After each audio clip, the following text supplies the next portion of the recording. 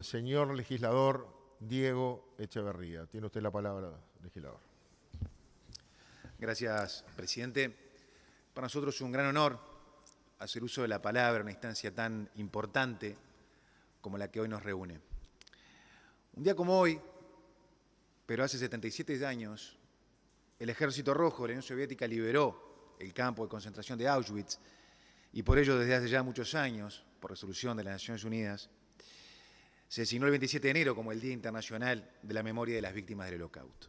Ese día, el 27 de enero de 1945, Yakov Vinchenko, soldado del Ejército Rojo, abre de par en par la puerta con el letrero Arbeeit macht frei y descubre el horror. Este es su relato. En la sombra advertí una presencia. Se arrastraba en el barro ante mí. Se dio la vuelta y apareció el blanco de unos ojos enormes, dilatados. Callamos. Desde lejos nos llegaba el eco amortiguado de las explosiones. De los dos, solo yo sabía que eran los disparos de la artillería alemana que se retiraba. Pensé en un espectro.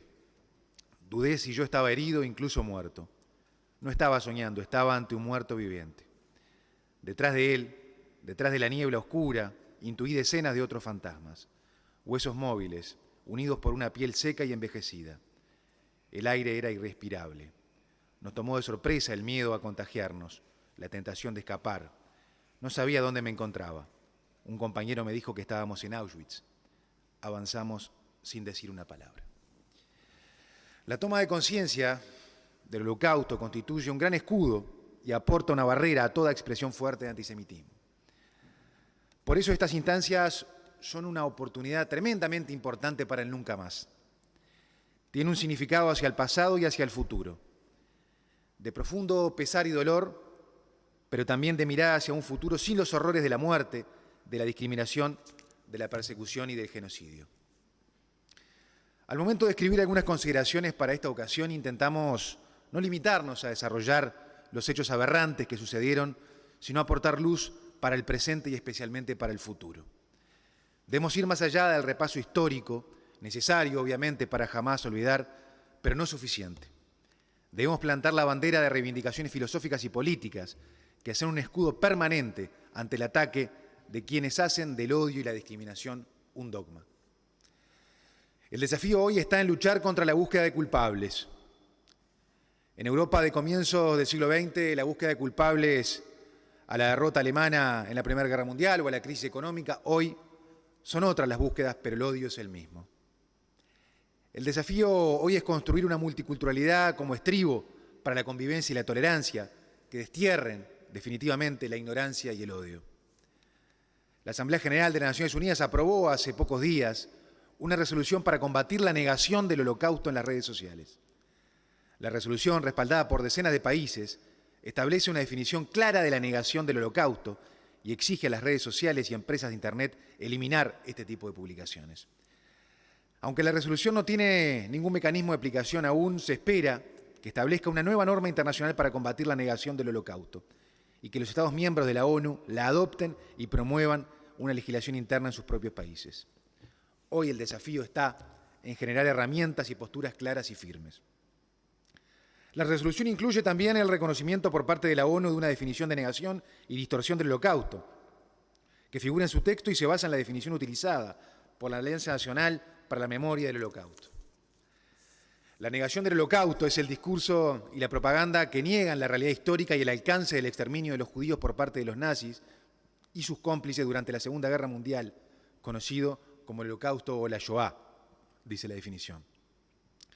La negación del Holocausto se refiere específicamente a cualquier intento de afirmar que el Holocausto o Shoah no tuvo lugar. El negacionismo del Holocausto puede incluir la negación pública o la puesta en duda del uso de los principales mecanismos de destrucción, como las cámaras de gas, los fusilamientos masivos, el hambre y la tortura, o también la intencionalidad de genocidio del pueblo judío. Y añade que la negación del Holocausto en sus diversas formas es una expresión de antisemitismo. Y en este mundo que nos trajo la pandemia, también repercute en campos del antisemitismo. La pandemia de COVID-19 ha provocado un aumento en el material que se publica, se distorsiona y niega la verdad histórica sobre el Holocausto. Al redactar dicha resolución se hizo uso de un informe publicado hace varios meses por el Centro para contrarrestar el odio digital, con sede en Londres y Washington, que encontró que las empresas de redes sociales han fallado en su manejo de las denuncias de contenido antisemita y de negación del Holocausto. Y en instancias como estas, no solo se trata de atacar al nazismo y sus aberraciones, eso sería casi una obviedad que podría pecar de insuficiente. Debemos ir más allá y decir que el Estado de Israel existe a pesar del Holocausto y no por el Holocausto. En el mundo existen países que niegan el Holocausto y que expresan con el Estado judío una visión hostil, violenta y antisemita. Vale observar en el devenir de los hechos históricos en Irán hechos que nos alertan y hacen que estemos más atentos y firmes que nunca, porque los odios tienen otros orígenes, pero su esencia es la misma. Vivimos en tiempos llenos de miedos y si bien el miedo es condición necesaria para salir del estado de naturaleza, como decía Hobbes, ese hombre, lobo del hombre, es también el responsable del resquebrajamiento de la convivencia pacífica. Ese temor lo lleva a atacar, a deslegitimar y luchar por anular aquello que no está de acuerdo con sus convicciones. Y cuando estos procesos se agravan y se retroalimentan, se llega a casos extremos, donde el hombre puede llegar además a odiar a lo que le teme, con las consecuencias nefastas que van de la mano del odio y la historia de la humanidad se ha encargado de mostrar.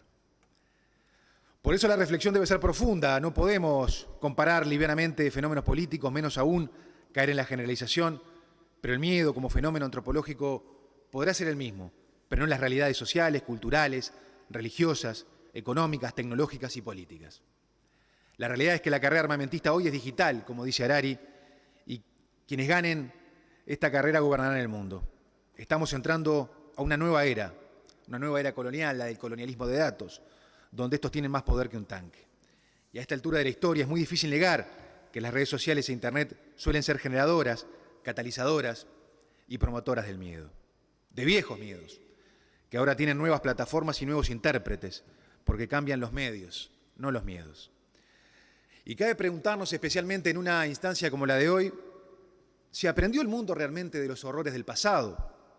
¿De verdad creemos que no hay portavoces del miedo y del odio en contra del Estado judío? ¿De verdad creemos que hablamos de historia? ¿El Holocausto no dejó acaso enseñanzas que alerten sobre hechos que vemos hoy en el mundo? Quien responde a estas preguntas que me hago es Hannah Arendt en su libro Eichmann en Jerusalén, un estudio sobre la banalidad del mal, y dice algo que pareciera escrito para instancias como estos. Es propio de la historia de la naturaleza humana que todo acto ejecutado una vez e inscrito en los anales de la humanidad siga siendo una posibilidad, mucho después de que su actualización haya pasado a formar parte de la historia. Jamás ha habido castigo dotado de suficiente poder de ejemplaridad para impedir la comisión de delitos. Contrariamente, sea cual fuera el castigo, tan pronto un delito ha hecho su primera aparición en la historia, su repetición se convierte en una posibilidad mucho más probable que su primera aparición. Debo decir entonces que dar por hecho que los horrores del Holocausto no volverán a suceder es una forma de dejar el campo abierto a muchos que quieren que vuelva a suceder. Porque una sociedad que no conoce su pasado no entiende su presente y no puede vislumbrar su futuro. Hoy, en el mundo existen movimientos neonazis, partidos políticos neonazis, skinheads que reivindican los horrores y aberraciones del pasado, pero que va más allá de una estética determinada, pertenecer a cierto colectivo o leer Mi lucha de Adolf Hitler. Por eso las democracias del mundo deben permanecer alertas y sin descanso, porque los promotores del odio tampoco lo hacen. Debemos decir que en el mundo de hoy, y lamentablemente en el Uruguay de hoy, existen hechos y personas que reivindican lo que hicieron los nazis y que niegan el Holocausto. Y hemos visto ataques al pabellón en recuerdo del Holocausto en la Rambla de Montevideo. De hecho, hace pocos días detuvieron en Paraguay un uruguayo con orden de extradición argentina por apología del nazismo. Es necesario recordar que el asesinato en 2016 de David Fem en Paysandú encendió las alarmas sobre el crecimiento del antisemitismo presente en Latinoamérica y del cual Uruguay no pudo escapar. Pero esas alarmas parecían apagarse después de que suceden esporádicos pero aberrantes hechos. Y jamás se deben apagar. Se debe estar alerta para desterrar ideas y acciones que van en contra de nuestra más profunda concepción republicana, nuestra cultura de tolerancia y postura inclaudicable contra el antisemitismo, del tipo que sea y por el fundamento que sea. No hay lugar para relativismo ni posturas tibias. En esto se debe ser muy firme. Especialmente debemos luchar contra la indiferencia, pariente de la cobardía. Ese mal que anestesia y que es el culpable de tantos horrores en la historia de la humanidad. Para culminar, quisiera compartir un poema bastante conocido del pastor luterano Martin Niemöller, que incluso hoy está en el Memorial del Holocausto en Boston, que deja grandes enseñanzas al respecto. Cuando los nazis vinieron a llevarse a los comunistas, guardé silencio, ya que no era comunista. Cuando encarcelaron a los socialdemócratas, guardé silencio, ya que no era socialdemócrata. Cuando vinieron a buscar a los sindicalistas, no protesté, ya que no era sindicalista. Cuando vinieron a llevarse a los judíos, no protesté, ya que no era judío. Cuando vinieron a buscarme, no había nadie más que pudiera protestar. Esperamos, presidente, con estas humildes consideraciones, hacer un justo y merecido homenaje a una instancia como la que hoy nos convoca. Muchas gracias.